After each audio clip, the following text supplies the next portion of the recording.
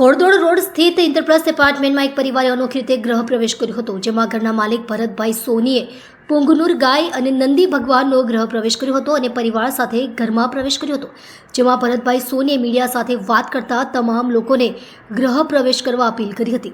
ઘર તમામ હિન્દુ સનાતનીઓ જાણે છે કે ગાય માતામાં 33 કરોડ દેવી દેવતાઓનો વાસ છે। સૌ પ્રથમ ગાય માતાના ઘરમાં પ્રવેશ કરવો જોઈએ અને પછી પરિવારના અન્ય સભ્યોના ઘરમાં પ્રવેશ કરવો જોઈએ।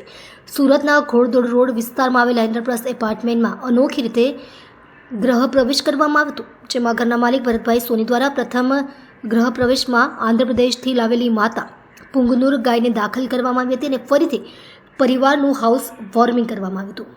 भरत सोनी। भरत भाई, आज के दिन में क्या कार्यक्रम है? आज ये हमारा घरનું वास्तु है। कौन सी जगह पर? ये घोड़दौड़ रोड पे। आज के कार्यक्रम की विशेषता क्या है?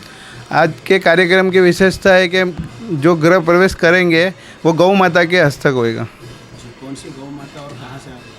ये पुंगनुर नस्ल की गौ माता है और आंध्र प्रदेश से लाए थे। आज क्या रामनवमी का पावन अवसर है, उसके बारे में आप क्या कहना चाहिए? रामनवमी है तो राम जी के प्रोग्राम अभी है। रामनवमी सब धूमधाम से मनाते हैं और रामदेव नवमी के दिन ही मेरी दुकान का भी ओपनिंग अगले गौ माता के हस्ते के हुआ था और गृह प्रवेश भी मेरा गौ माता के हस्ते की हो रहा है। और सभी भाइयों को बोलना चाहता हूँ कि आप गृह प्रवेश करो, दुकान का ओपनिंग करो तो गौ माता के हस्तक करो।